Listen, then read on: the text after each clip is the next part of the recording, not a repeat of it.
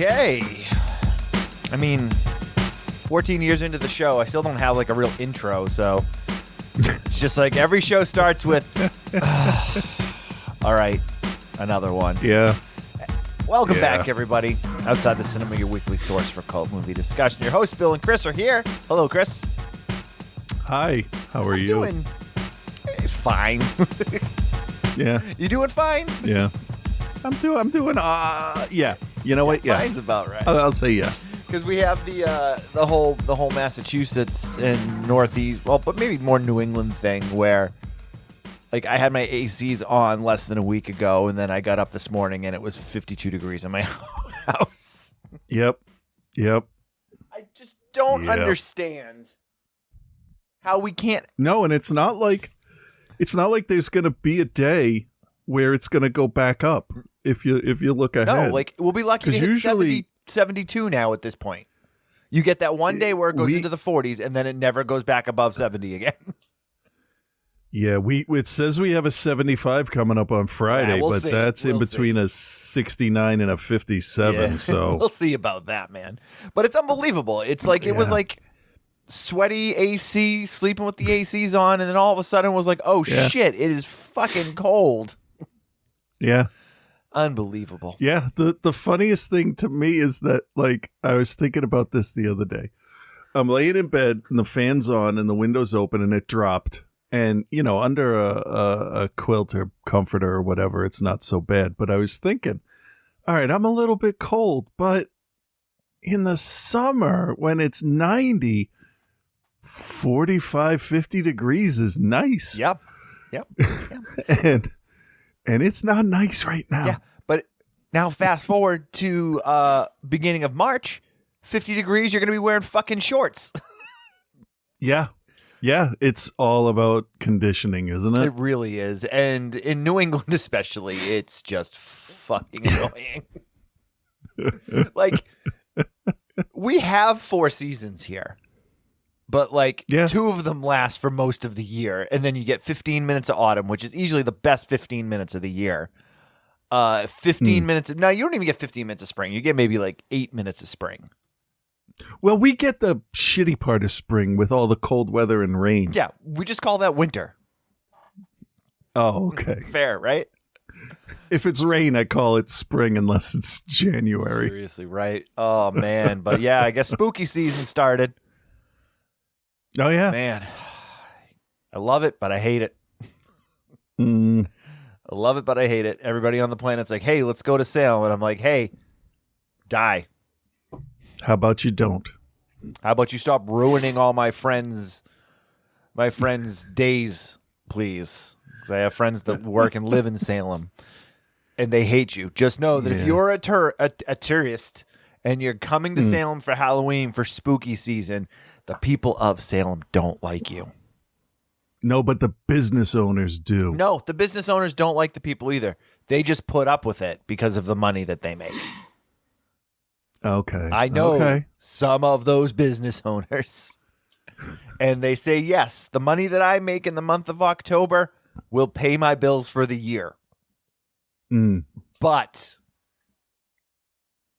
the people are terrible. Oh, of course they are. They are terrible. But wouldn't it be better to only hate 1 month out of the year than all of them? I mean, I'm sure probably most of those people probably hate all of them. But if you ever go to Salem, like first week of December, it's the best. It's the best. That's not bad. Yeah, there's nothing going on. It's the best, man. Yeah. Good restaurants over there. Excellent record store. Yeah. Anyway, this week on the show. All right. One of these is a Patreon pick, and one of these is one that Chris slid in there without me paying attention to. Oh, no, this is they're both Patreon picks. Oh, are they? Are they both They Howards? are. I wouldn't do this to you. Huh? Well, no, I mean, it's a found footage flick, so I thought, because you only put Howard's name next to one of them. Because I deleted the other one and forgot the name. Oh, Jesus, man. Come on. This is why you let me do this stuff. Be it, it was like Saturday afternoon and I hadn't sent you movies yet. but that's not the point. Yeah. I know.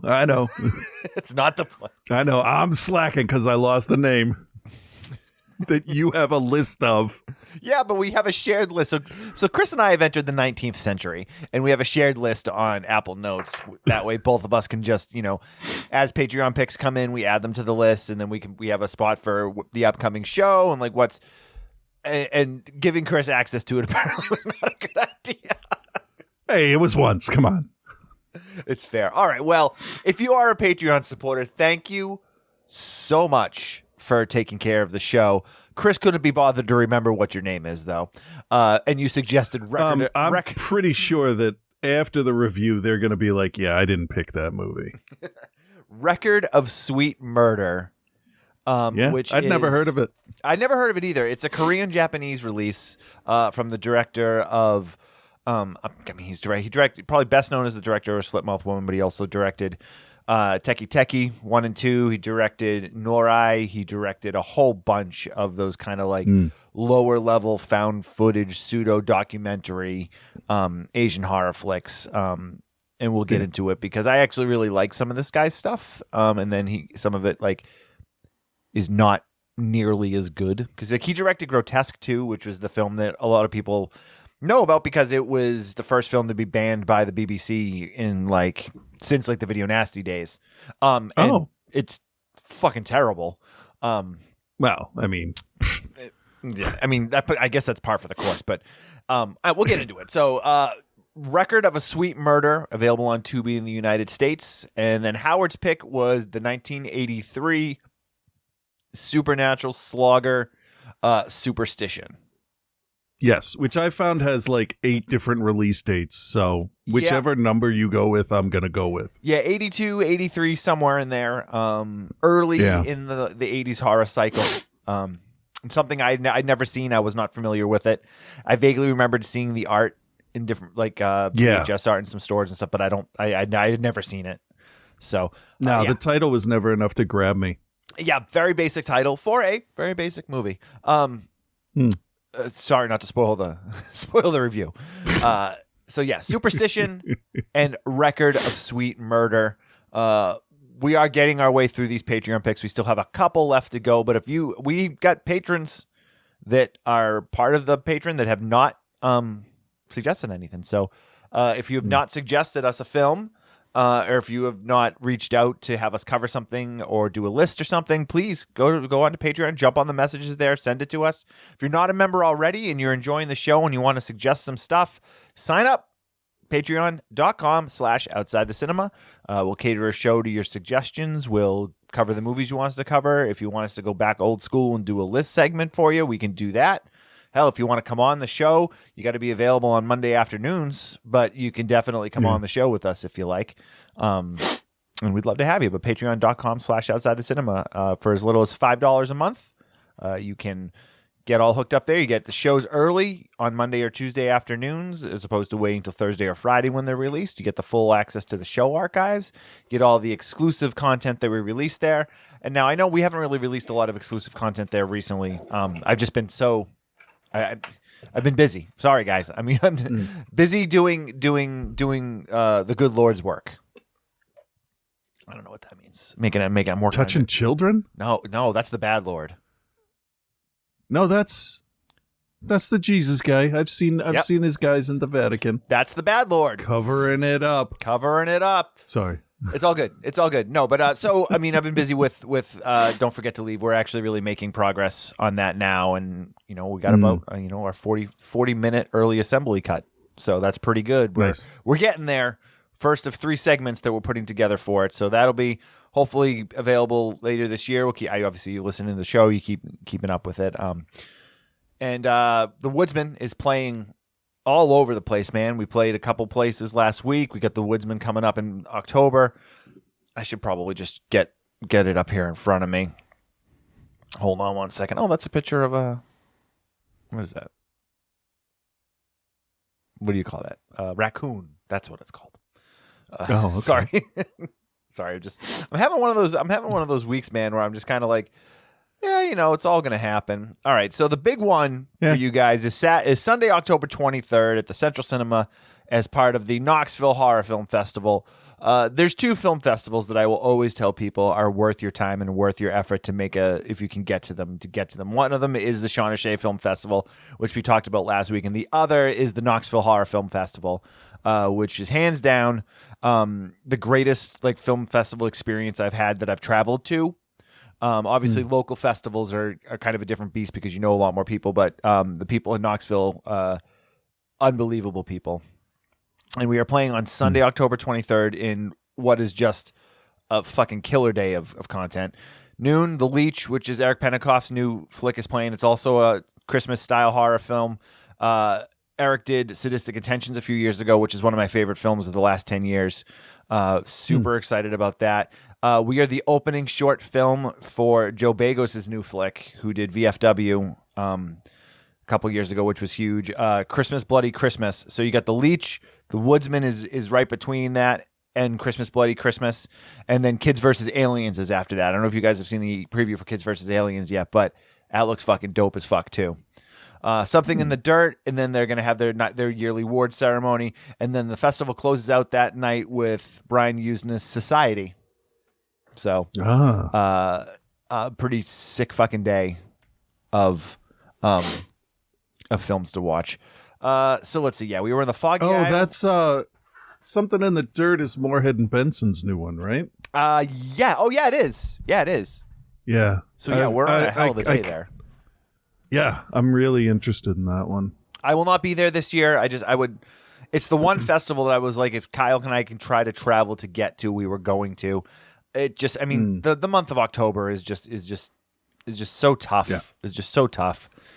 So yeah, we played Philadelphia Unnamed. We played Shawn O'Shea. We played the Foggy Isle Film Festival. We played the Dark Fest. We played the Charlotte Film Festival this past weekend. What else? I mean, we were in the Witch something awards or something or other. I don't even know, man. But it's everywhere. Head over to at OTC Bill or at KR Kuchta's Instagrams to get all the information there. So. Okay. Which one of these movies you want to do first, man? All right, then. The second one. The second one? The Korean film? Japanese Korean film? There you go. All right. There you go. You picked it. I didn't. I can't locate a trailer. What the hell is it called? Record of Sweet Murder? Record of Sweet Murder. Let's see. I couldn't find a trailer of it earlier when I was looking, but that's okay. It's in Korean and Japanese. So, and this is a 2014 flick, so it's just outside of the normal 10-year rule, but that's okay. Record of Sweet Murder. Also, the original title for it is Aru Yashiki Sashushanya no Koroku. Sorry. This is directed by Koji Shishari, who, as we said earlier, is known for doing Splitmouth Woman, Grotesque. Let me just scroll through here. Welcome to the Occult Forest. We've covered a bunch of his films. Let me scroll through and just see what we've actually covered. So he also did the Sadako versus Kayako film from a couple years ago. Oh, yep. But we've covered and featured Cult. We did. I'm pretty sure his 2013 film, or I showed it on part of as one of the throwdowns a few years ago. I think actually that's what that was. I showed that as part of one of the throwdowns. Yeah. Cursed Violent People. Nope. Tekeke we did on a throwdown. Occult we covered and featured on a throwdown. Grotesque we showed a throwdown, or I think we actually may have reviewed it at one point. Splitmouth Woman, I don't think we actually covered it, but it's come up a number of times. It's actually quite good. And Norai is the one that we've covered on the show and featured a couple different times because I think it's a very interesting take on the quote-unquote found footage film. And it's got just a weird kind of inherent creepiness to it that a lot of the other ones don't have. So Koji is a very renowned director. This is a Korean and Japanese joint production. Very small cast. You only really have, really two main characters, a cameraman, and then two other people that happen upon the situation. But to set you up here, it is, as we said, it's a found footage flick. Your main narrative piece is a cameraman for a journalist, a South Korean journalist, and the cameraman is from Japan. So they very much they play on the South Korean and Japanese kind of back and forth and combination of cultures on this a little bit, which I thought was kind of interesting. But you have your main person, which is Sang-jun, who is a South Korean journalist. She is going to meet a man that she was friends with in school, who is also wanted for murder. And she is contacted by him because they have a connection and went to school together. Invites them to this abandoned apartment building, and basically kind of just goes through this whole thing about how he's committed 18 murders or 20 murders. But the reason why he's doing them is because these people have been marked, and that he is doing God's work to undo a wrong and bring back his child that had been killed many years earlier. His story is that when he completes these murders and these killings, not only will it wasn't his daughter, wasn't it? It was his childhood friend, not his daughter, right? I'm going to agree with you because I don't remember. It wasn't really clear. I think it was a childhood friend. Either way, but his whole thing is that when he's done with these 27 murders, not only will his friend that passed away be resurrected, but all 27 of the people that he murdered will also come back to life, and he will sacrifice his life to bring them back.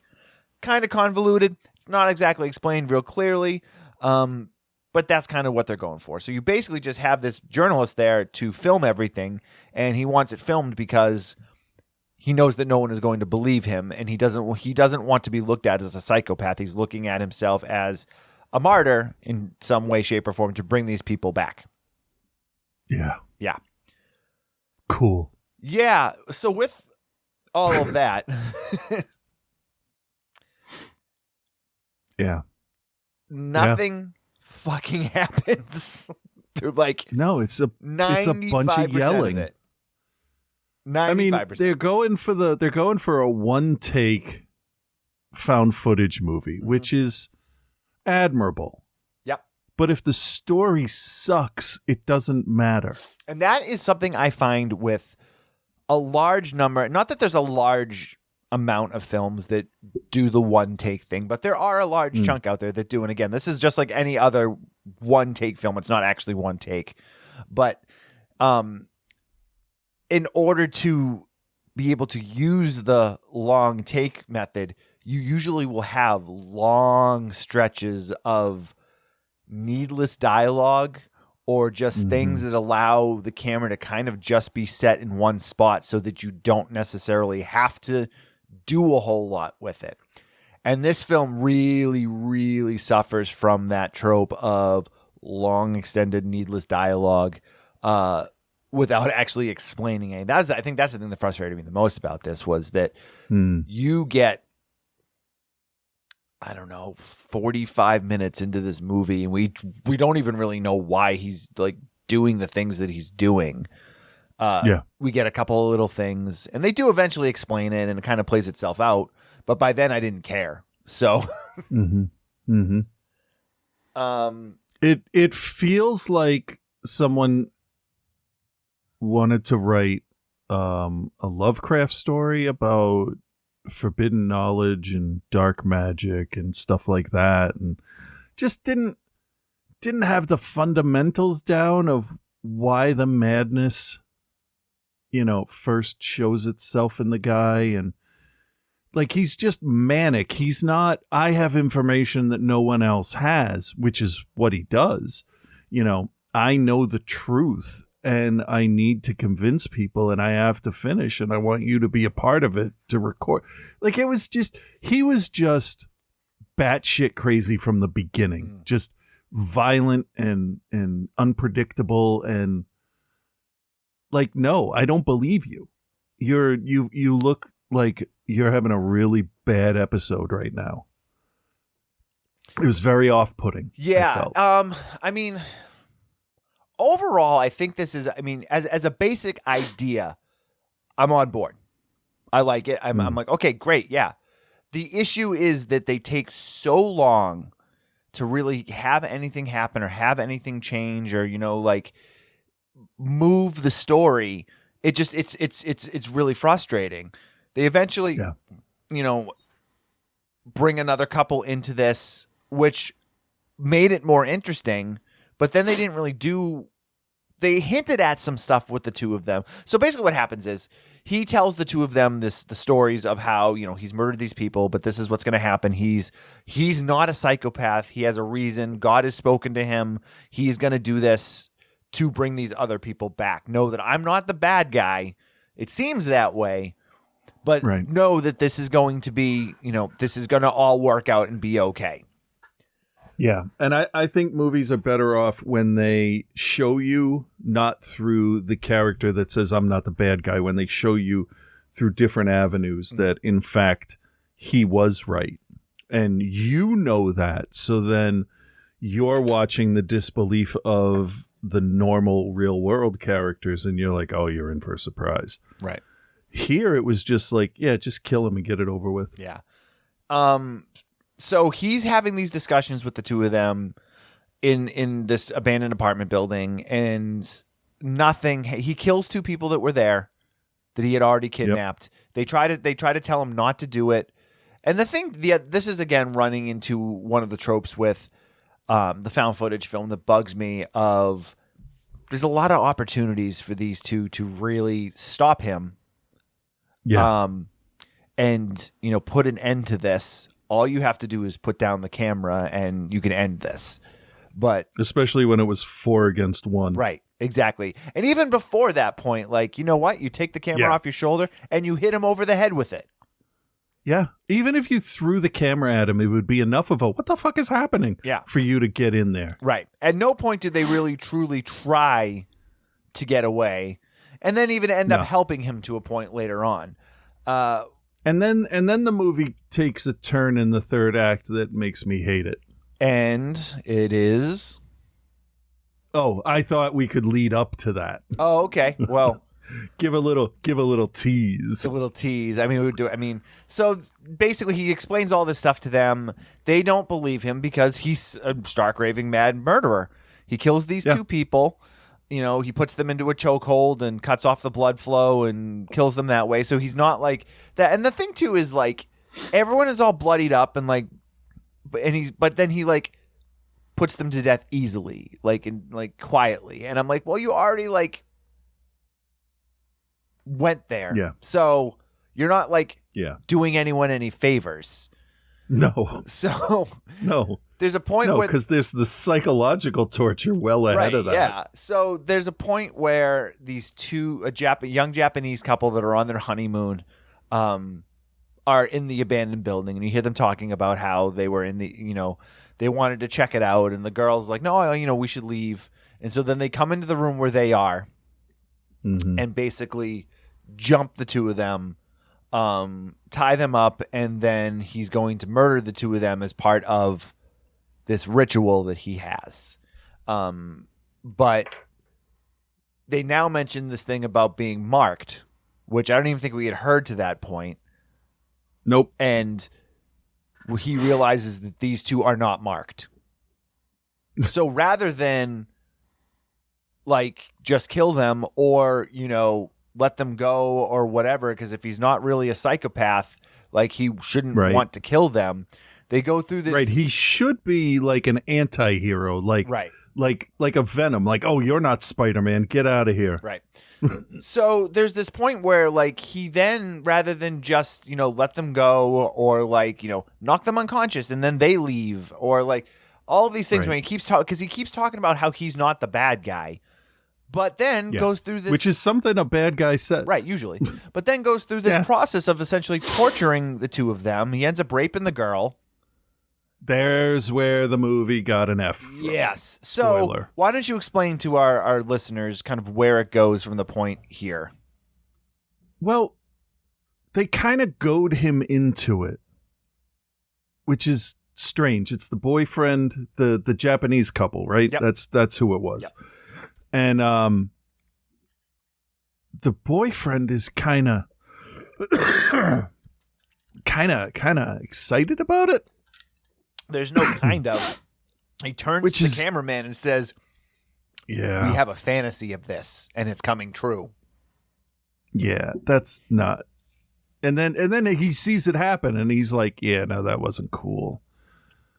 But she was really into it, which is a second trope in a movie that really just, oh no, she really wanted it. That's the trope. Yeah. It's like, fuck you, just fuck you. And then to top it all off, there's a standoff, and she grabs his hand and shoves it in her crotch to show how excited she is about all the violence. So she's the most fucked up one in the room. Yeah, now. And they sort of kind of hint at the fact that the two of them were serial killers too. They don't outright say it, but there's something that the boyfriend says about, and I don't remember exactly what it said, but he says something along the lines of, like, we do this shit all the time, or like something about like, you act the way we act, or something that just posts them in a dark light, because now, again, the other guy's supposed to be the anti-hero. So these two who, what we thought were just stumbling in and innocents are now also really terrible people. Yeah. And that's fine. But it's the way it's presented in this is just, it doesn't work. Oh, absolutely. Doesn't work. Absolutely. Doesn't work. Yeah. So there's a point then where they all get loose, and they're all holding knives to each other and like the Japanese couple end up getting killed in the scuffle. They actually all end up getting like severely and mortally injured. The reporter gets stabbed a few times. The cameraman gets eviscerated and like has his guts falling out of his stomach. And then also the murderer gets stabbed through the hand, and they're all just really injured. But they come to the realization that they are the two final that need to be killed. Not the Japanese couple, but the reporter and the murderer, because the two of them are marked. Yeah. So, but the whole thing doesn't make sense. Like, there's no there's no supernatural stuff in the first. What was it? An hour and 50 minutes, something like that. Yeah, in the first hour and 47 minutes of the runtime of the film, there's nothing that you're not given anything that would make you think that anything this guy is spouting could be true. Spoiler alert, it is, but it just falls flat because they don't allude to anything at any point throughout it. And then the solution that you're given, if you think about it for more than like 2 seconds, doesn't really make any sense at all. No, because because that's the kind of shit that somebody would absolutely say, my God, is this, is that, is, and none of it is referenced. He just says God. Right. And that's really lazy. It's like, oh, well, we'll figure it out in the end. It feels like. And what happens is they're on the balcony outside, and they're all slowly dying. And then tentacles open up from a cloud formation in the sky, and then they smack the dude, and the camera appears on the street. Well, in front of the there's the whole girl, thing first, right? where it grabs him and pulls him back to 1996 at the moment that the little girl. Oh, see, I didn't think he went back there. I thought it was just the camera. No. He went back there because there's the point he's yelling at the kids. He's like, "You can't be here. You guys have to leave." Oh, and the little girl's like, "Well, what about you?" And he's like, "Don't worry about me. It's not about me." Because then he turns the camera on himself, and he's still injured, like his ear's missing and stuff. Right. But then after he gets killed, because the whole thing is, I mean, we've already ruined this movie because this little girl got hit by a car and killed, and he took her place and gets hit by the car and killed. And when he gets hit by the car, the camera then appears. Back in modern day that part. On New Year's Eve of 2014. Right before the girl and the guy were called to the hotel. Correct. So in theory, he was right, but if every timeline is a separate timeline, he's wrong. Right, and there's no explanation of any of that. And the ending too runs with the Koji Shishari thing that is kind of a hallmark of almost any movie I've seen of his. Really bad computer generated graphics. Yeah, I'm glad they only saved it for like that part. Yep. Because like if you go back and watch a Cult, or if you go back and watch Norai, those movies are fun for what they are, and I enjoy them. But this is kind of like that, like really just cheesy. Like we didn't really have the money to make it look good, but we're gonna still do it anyway. Yeah. So, all right. Yeah. Well, let's I guess give it a go. All right, Chris. Do you recommend A Record of Sweet Murder, and what is your grade? No. I don't recommend it because I have decided I'm not going to give any credence to movies that use rape as a plot device. Because fuck that. That's lazy. Find a different way for your characters to have a conflict. Right. You know? Right. It's so 1970s, it feels. And then to do she really liked it. Fuck you. Just fuck everything in this movie. The first 2/3 of it went nowhere. The last third, they like threw every shitty idea they had.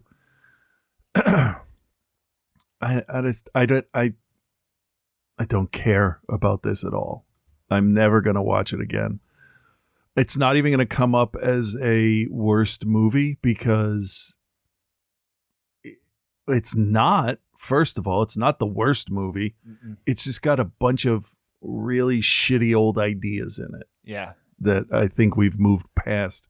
I think with all of the more slow burn horror that we've seen, I think it is possible to tell a story without relying on to male or female or anyone else, any kind of sexual assault. Mm-hmm. That doesn't need to happen. So F and no. I'm agreeing with you. A rape scene is gonna most 99% of the time it's gonna make me hate the movie. But unless it's like The Accused and that's what it's about. Well, that's the thing, is if it's used in the right way, and it actually moves the story in the direction that you want the story to, or you know what I mean. If it couldn't be anything else. How about that? Right. That's what I'm going with. If it couldn't be any other conflict. Right. For example, the film Teeth. The rape scenes in Teeth are needed because it moves the story in the direction you want to move it into, because it's a movie about a killer vagina. I would hope going in you would know what the movie is a little bit about and that it is focused on that. Yes. That is a whole different thing. Right. Like I'm on the fence with how I feel about the rape scene in Ninja Scroll, because the rock dude, because I don't remember their names. I don't remember their names. Jubei's the only finger blast and the female ninja eventually leads to his invulnerability falling because she's so filled with toxic poison, which I didn't need to put toxic in front of that, that it ruins his outer shell, making him vulnerable. But they probably could have solved that with a kiss. Yeah, I mean, it's unfortunately, it's part of cinema and it's part of genre cinema, and I understand its place and it's uncomfortable in a lot of the ways that it is. My issue with a lot of that stuff is when it is presented in a way that almost kind of glorifies what's happening, and that's what this movie did. This movie kind of this was an achievement for him. Right. Oh, I bet you can't do it. Well, why the fuck would you say that? Right. Because now, obviously, he's clearly okay, because she wants it. Great. Do you? Is that what you want to see? But it's her body, her choice. I don't even know where the fuck to go on this. It's so messed up. Yeah. either way, I didn't like this either, and I am also not going to recommend it. I've liked a lot of Koji's movies. I think some of those other ones that are silly and fun, like a cult, which are kind of related in a sort of way, and then Norai, I think, are all fun versions of what this is, and none of them rely on rape or like 45 minutes of commentary that you don't need. So I recommend those in the place of this one, because this one just, it suffered from not only, you know, we talked about the needless sexualization of the female character, but also just like it's super slow and they don't bother to give you anything in those slow moments.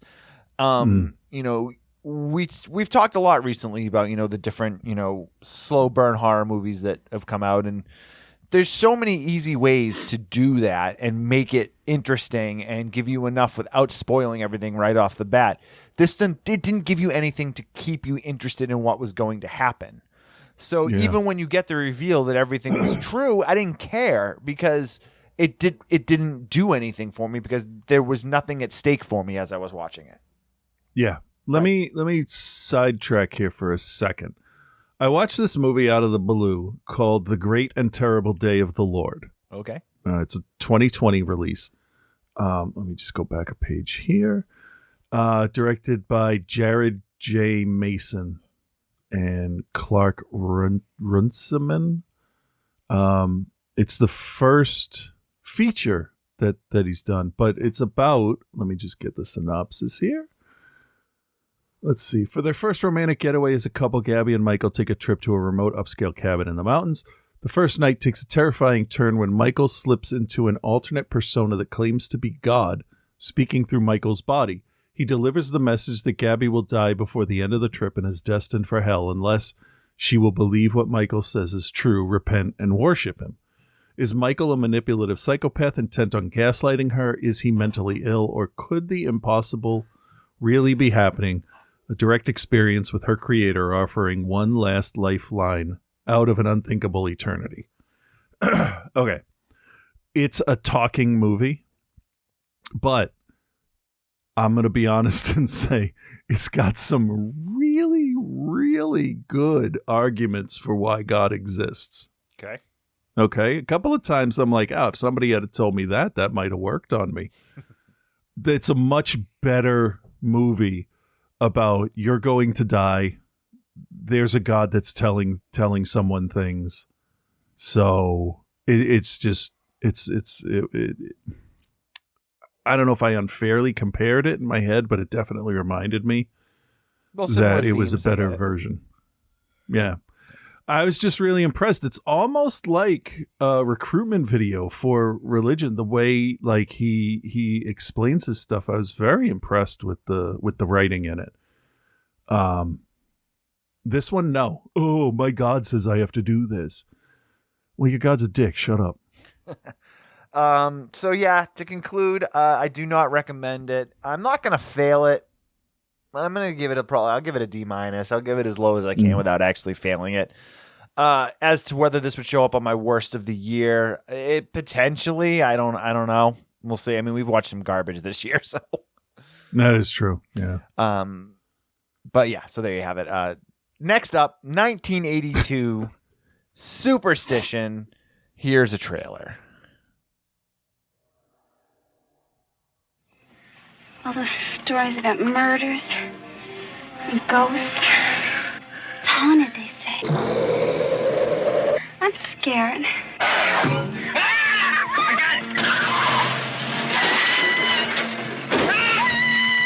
Two kids were killed out there. One kid was gutted and slashed to death. The other microwaved. There was a warning. There are many houses on this foundation. All of them and their tenants come to bad ends. And only one man listened. Well, when did this violence begin? There was a legend. We want justice! Murder! I will not die! And only one man believed. Am I too late? Has it already started? There is a superstition, and will anyone survive?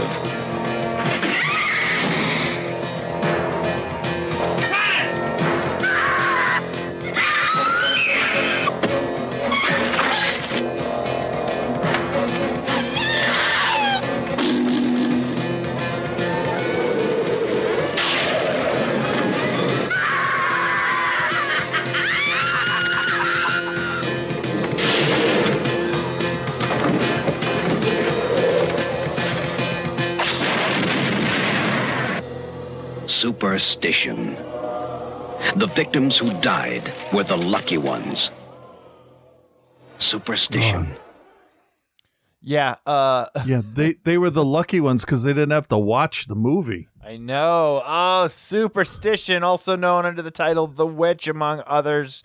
Directed by James W. Robertson. You might remember him from... I don't know what. Guess Superstition? Oh, okay, fair enough. I'm looking here. I'm going through 80s movies and TV shows in my head. And I'm like, I don't know who that No, fucking he guy actually is. didn't do a whole lot of Okay. a whole lot of stuff. So he was a camera operator for a little while. So he worked on Rat Race of all movies. Did some DP work, some TV work. Did a little bit of acting. He was Just in dabbled. Terror on Tour. Director of photography on School of Rock. Okay. All right. I don't know. Superstition starring James Houghton, Albert Salmi, Lynn Carlin, Larry Pennell, Jacqueline Hyde, and others. Story of a witch who was put to death in 1692. She swears vengeance upon her persecutors, and she's going to return to present day to punish their descendants. So we watched Hocus Pocus 2. Sure. I wish we did. I wish we did. Yeah, man. The whole witch thing isn't introduced until like the last 30 minutes. Yeah, it's funny that this film ended up with the other one because this film did the same thing that movie did, where they didn't bother to tell you the story of the movie until you were like so deep in it that you were like, well, I guess I'll watch the last 10 minutes. Yeah. Because I was watching it and it opens with these two kids in a car making out. And it's that classic 80s trope that this again delves back into what we talked about with the other film, whereas the girl is uncomfortable. She's scared. She doesn't feel safe where they are. And the guy, rather than being like, okay, no problem, let's go somewhere else. Oh, don't you love me, baby? Yeah, no, my tickle make you brave. Oh, it's fine. I thought you loved me. It's cool. I don't care if you're scared. You told me that you love me. Which is something that's just an inherently 80s movie thing, which you just see all the time in 80s movies. And I actually like the girl's response because she's like, yeah, I love you. She's like, it's got nothing to do with that. It's got to do with the fact that it's fucking scary out here. Yeah. So these other two kids that are there take a Halloween decoration and drop it on the hood of the car, and these two they Wile E. Coyote their way out of there. And then we find that these two, pranksters or whatever were setting this up, and you got one inside the house, which apparently is abandoned, but apparently it's not abandoned also. So, and then I guess the witch gets the two of them. According to the detective, as you heard in the trailer, one of them was microwaved. No. One of them was decapitated. That's what killed him, not the microwave. He was definitely already dead when his head was in the microwave. Oh, that's good. I'm going to have to make a note of that. Decapitation kills you, not the microwave. Not the microwave. Shit, I've been doing it wrong. And so the two of those guys get killed. Somehow the guy's trying to climb out a window and he gets cut in half by the window, but yet it's not open. It's not like an open glass. It's like the No, window not frame. at all. It's just the wood, the wood edge of it, just slowly trying to push its way Eventually through. cuts him in half. Yeah. So that's right the along first... the shirt belt line too, which is pretty impressive. This film does something that's pretty fucking amazing though.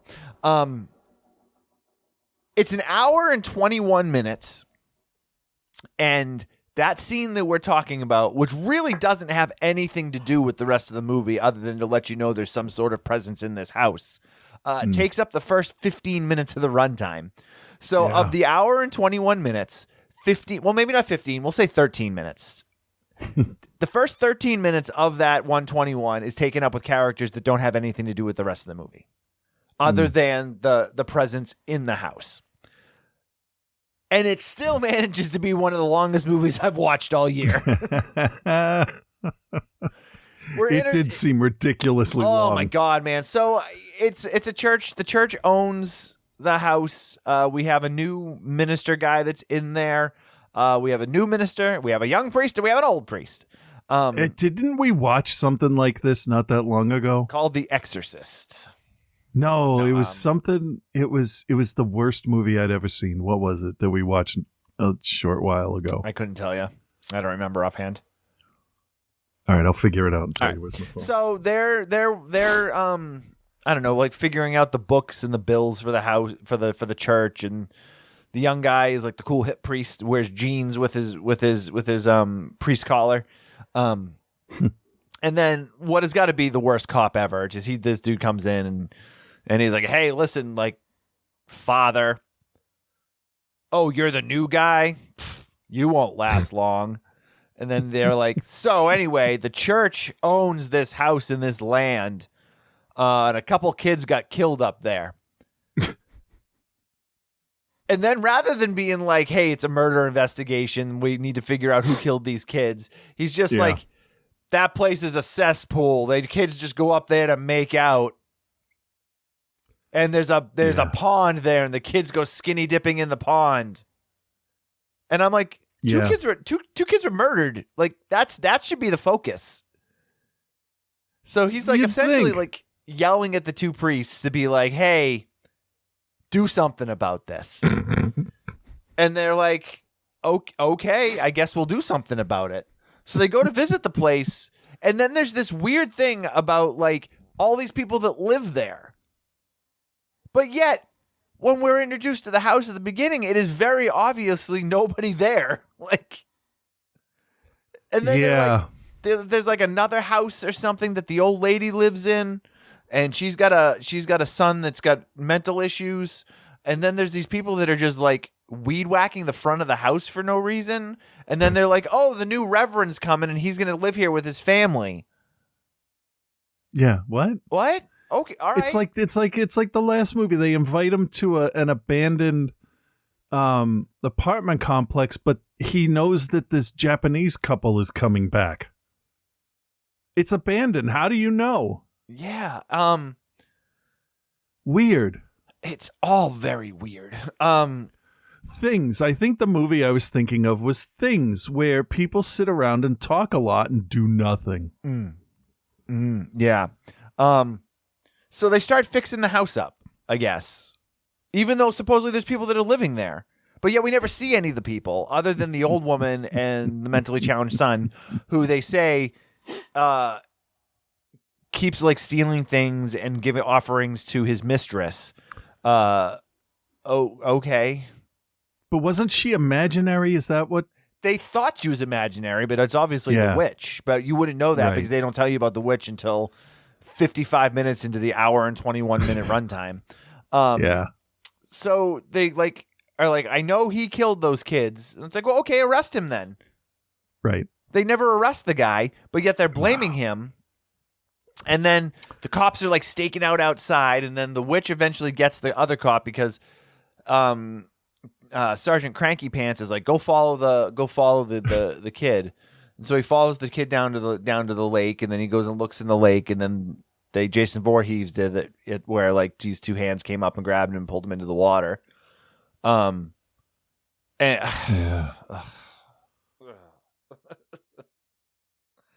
It's all cliched, man. This film is just so cliched of like so many other movies that we've seen. Yeah. I hated this movie.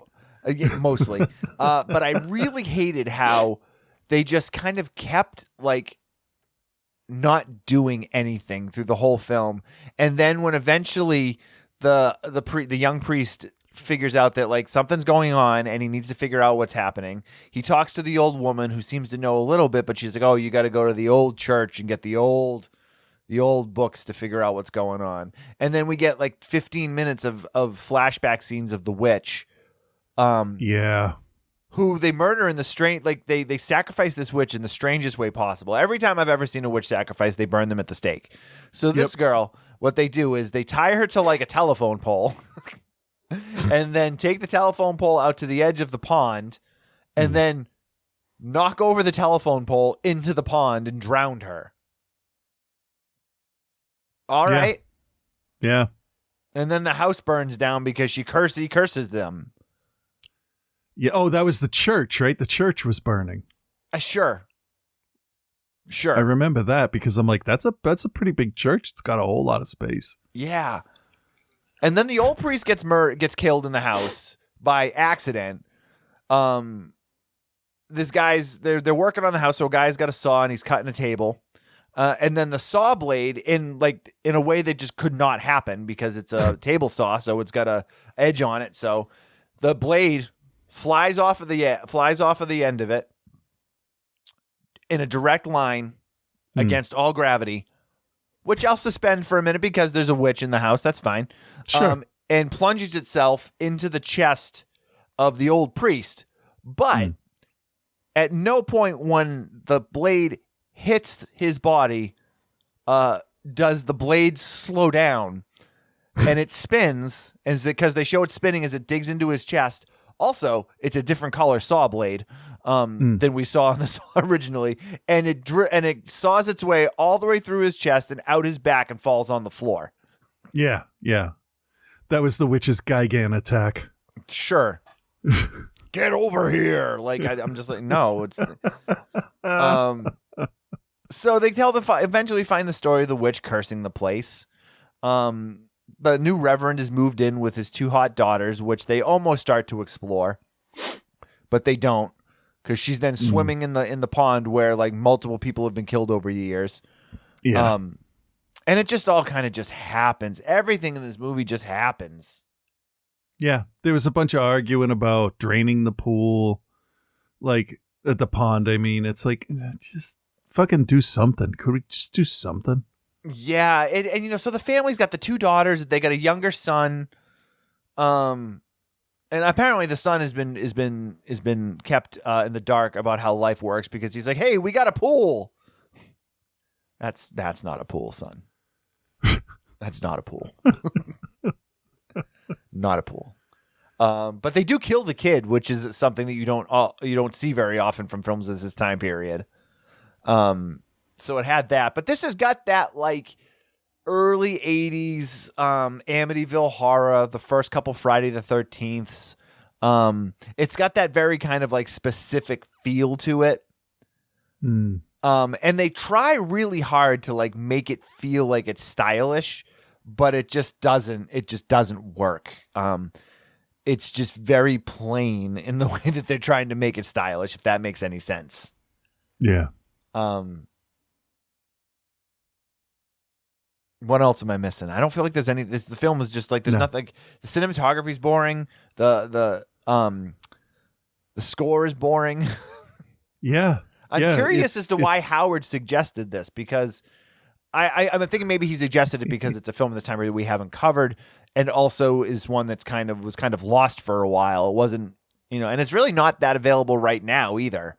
It had been, as you said, to me, I say it like everyone knew, it was available on some streaming services, but as of right now, it's not available anywhere. Right. So, right. I don't know, man, but I guess we'll grade. Sure. All right, Chris, do you recommend, and what is your grade for Superstition? No, I am not going to recommend this one either, and I'm just going to give it a D. I was bored. There's really not a lot you could say about this movie outside of that saw blade thing. There's really not much. Really not much. Yeah. The acting is super wooden and flat. There's not a lot of gore. The witch is basically just like covered in black grease paint. And you don't even see her until the very end of the movie, and it's for such a short amount of time. Yeah, I don't recommend this either. No. I don't recommend this either. I'm not mad that I watched it. Like, I love horror flicks from this time period, so like I'm not pissed about it, but it definitely is not something I'll ever revisit again. And I definitely don't recommend it to the listeners. So Howard, you done fucked up, dude. or he knew exactly what he was doing. Maybe. I can see why someone would be into this. Like, for me, it didn't give me anything that I hadn't had before. I like the idea that they were like, oh, we're gonna put the head in the microwave and make the head explode. Dude, I've seen Microwave Massacre. It's been done. Exactly. I've heard the song "Dare to Be Stupid" by Weird Al. Right. So I'm gonna give it a grade of a D. Not a D minus, but a D. Okay. And there you have it.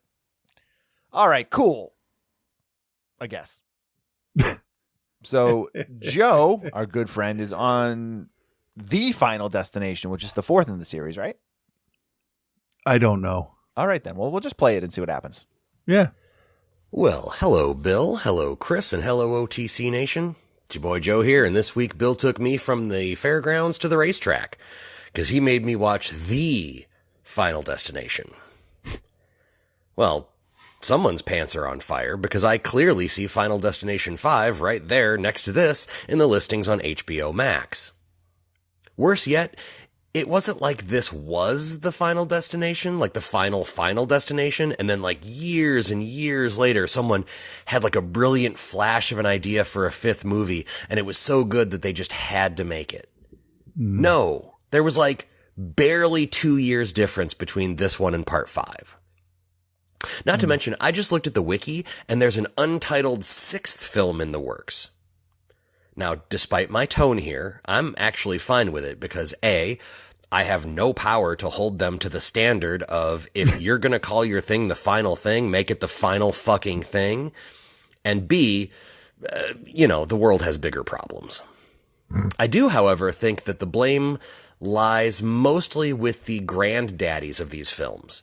Friday the 13th and Nightmare on Elm Street, both beloved franchises of mine, no matter how bad they got, they simply ended up with a few too many entries per franchise, and a few too many broken promises of final chapters and Freddy's dying. But I digress because I haven't even started this thing yet. Early prediction, the story that will seem like, this story is going to seem like it was written as teenage Final Destination fanfic, and there's going to be some cool death scenes. Right off the bat, and I don't mean to discourage anyone, yes I do. We open at a NASCAR event, and immediately I want everyone on the track and in the stands to die. I want a tire flying off a car into the stands where it caves in the face of a woman wearing a Trump can grab me by the pussy shirt, but she doesn't die immediately. She gurgles and spasms a lot. I want one of the cars to hit the pit crew and send a tire iron at supersonic speed through the chest cavities of a group of Oath Keepers and Proud Boys who were, up until just now, super amped that they got front row tickets at a group discount. The camera obviously will go to chest level of the first dickhead, and we see through all their bodies, all their open, gaping, bloody chest cavities in a neat little line. And lastly, I want a pit crew member who has that gas can thing that they just hold up, like the big vertical gravity gas can, knocked back, and he sprays gas all over a family, all wearing Fuck Your Feelings t-shirts. And because their 12-year-old daughter was smoking either meth or a Marlboro Red, they all go up in flames and, just dance around in pain, and we cut to credits. However, given the ever dumbing down of these films and the audience that is presumably left, this opening scene makes sense. And now even more sense has been made since it's the same opening the first 3 films had, with the vision and the freaking out and the saving just the right amount of people to fit the special effects budget. Except this time it was written by a Five Finger Death Punch cover band on their 5th round of Red Bull and vodka. The first of the doomed survivors to go is the neo-Nazi, and thank Buddha for that. I thought they were going to do a mini redemption story here since he has beef with the black security guard. Nope, he just gets covered in gas and dragged behind his tow truck, and then the chain sparks and he's on fire, and good. Okay. Not so good is the subtlety of how death manipulates the environment to clean up its mistake, because that shit's just gone, baby, gone. The next one is a good swerve, as the suburban bitch mom has like 30 close calls before a riding mower simply shoots a rock through her head. Okay. I'm noticing that they've chosen to make most of these people the kind of people that you absolutely don't mind seeing die in a horrible way, which is a mistake in my opinion. Give me one or two of them. Give me one or two of the people who I'm like, God, I can't wait to see this fuckstick die. And make the rest of the people I want to see make it. Their death will mean more. Mm-hmm. Next up is the mechanic guy, who's also kind of an asshole, but his wife caught a high-speed car tire that, like, blasted off the northeast quadrant of her body right in front of him. So I guess he kind of gets a pass. He gets mushed into a fence that somehow has the tensile strength and sharpness to cut him up into little diamonds instead of just crushing him. This movie's starting to wear on me, fellas. I'm getting a little bit, yeah. Richie McJockerson eats it next when he gets his asshole sucked into a pool drain and it sucks his guts out. Yep. Forgot about that But one. here's the best part. While he's stuck and struggling, they show the pressure gauge and it barely reaches 140 psi before literally sucking his intestinal tract out through his asshole. Nice. Anyone that's ever worked with compressed air will hopefully chuckle like I did. Like 140 psi would probably give you a decent bruising, and that's about it. Next up, a cowboy gets crushed by a bathtub, and it would take way too long for me to explain that one. You're just going to have to trust me. Bubba Gump, or whatever his name was, he's the security guard, Forrest Gump's friend who died in Vietnam and then suddenly lost all his acting talent. Well, he gets hit by an ambulance, and this movie has lost its steam like the Industrial Revolution. The last 20 minutes of this are a big disaster scene in a mall that turns out to be yet another vision, and at this point, I'm out. At this point, I'm just looking at cute redheaded ladies on my phone. I'll leave you with this. If an OSHA inspector saw how this mall stores 55-gallon drums of flammable substances, they would have a goddamn field day. Why does Here's the mall the thing. have that? The good. I don't know. I wasn't really genuinely disappointed by any of this because I knew what it was going to be going in.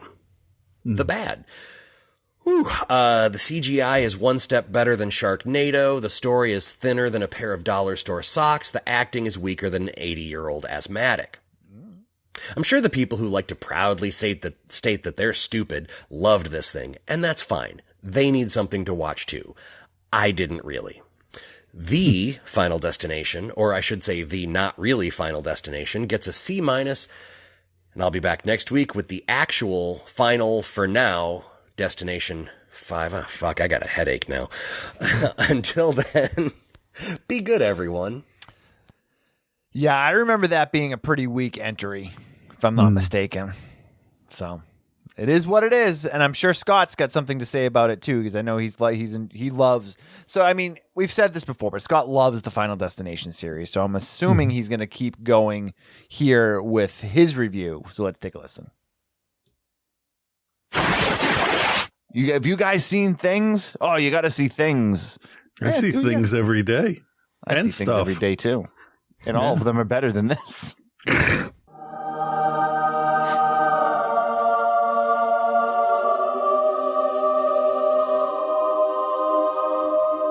What? Yeah. Holy shit. Yeah. With Reverend Scott. I do weird shit to people's bodies. That freaks everybody out, and it always will. Yeah. Hey there, Bill and Chris. This is Reverend Scott. Fear not, I have returned this week. Okay, he's back. So I'll stop talking shit. I'll tell you what, if there's one thing I know you can't live without, it's holy shit. No, nobody wants this shit. Get this out of here. Don't worry, you'll get your wish in about 7 or 8 minutes. I just wish you would stop. Anyway, I'm going to try and keep up with the Joseses and revisit the Final Destination. but I'm already a week behind on reviewing your reviews, and especially since you'll hate reliving the experience, let's hop in the old Wayback Machine and I'll grant you another wish and talk a little about trauma and things. I wish I could just wish my feelings away. So Trauma, it was a movie, that's for sure. And you made a fun quip the other day when I sent you the films, and you were like, "Why do I think Dario Argento's Trauma will actually be mine?" Yeah. And I was just like, "Yeah, I mean, there's a good chance." I've never seen this. I never will see this. Here's what I do know. Severed heads talk in it. That pissed me off so fucking much. Here's also what I know. It's better than Giallo. It's better than his Dracula 3D movie that he made. That's for sure. Yeah. It's also better than Brussels sprouts. Getting kicked in the nuts and having 2 root canals done at the same time. I didn't see those. Are those newer Argento flicks, or? I'm done talking about this. I mean, I didn't really talk about it, but I'm done regardless. And I give Trauma an F+. And I give the review a B-. So next up, Things. It was barely a movie, that's for sure. Have you seen Things? And if someone responds with the word no, I'm going to say, good. Keep it that way. Yeah. Unfortunately, I have seen Things. Thankfully, it was so long ago that I've mostly forgotten about it. So let's hear a trailer. I'm not even going to play a trailer for this movie because there's no. Thank you. There's no way. Thank you. Scott can do it when he does the recap for us. Fine, I'll play one. Hi, and welcome to TV9 News. I'm Amber Lynn. So they go into the house. It's supposed to be his brother's house, and they're like, "Doug, where are you, Doug? Are you home, Doug? I hope Doug's okay. Doug, where are you? Are you in the bedroom? It's about time. It's about time we got some beers." Yes. Do you think Doug will care if we drink his beers? Also- no, man. Doug's my brother. They're still standing at the front door at this point. Doug, where are you? Doug. Things, a horrifying sensation that'll rip apart your soul. Doug. I guess it's kind of so bad it's less bad, but certainly not so bad it's good. No, I mean, this is fucking garbage. It really is. I'm sorry if you made this movie and you're listening to it, but it never should have been seen by anybody outside of your group of friends. I agree. I give Things an F+ as well, and I give the review an A-. So that's good at least. So moving on, after a pretty solid trilogy of films, we have The Final Destination, aka Final Destination 4, aka the one with the NASCAR wreck scene. It could be incredible, right? It could be like the most entertaining thing in the world, but then also it could just be bad. Yeah. Could just be bad. Well, I have some bad news for you. It's not the most entertaining thing in the world. I will give it this, though. I saw this movie in the theater in 3D. Really? That's cool. Okay. And it was by far the best 3D I've ever seen in a movie theater. Car tires and engines flying at the screen, and so do the body parts as they explode at you. And 2 rows up from us was a family with their 5-year-old. How dare they?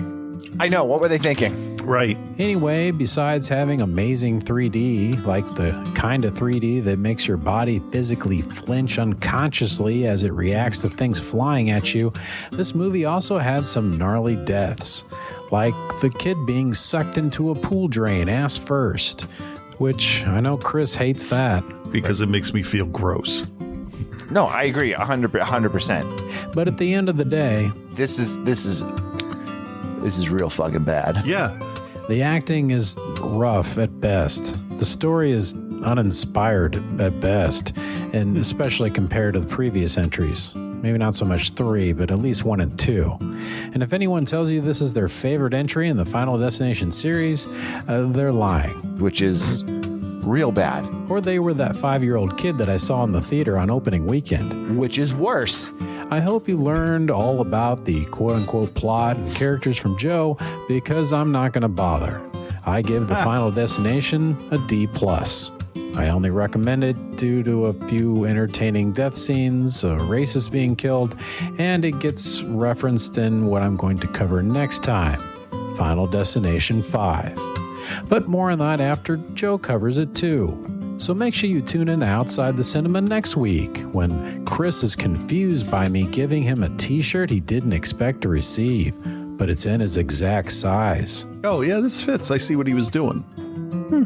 Then Bill proves the equation E = MC squared to be incorrect. Which, in theory, you're like, oh, there's nothing wrong with that, but there is. All that and so much more Einstein would shake his head at. But until then, peace and love, guys.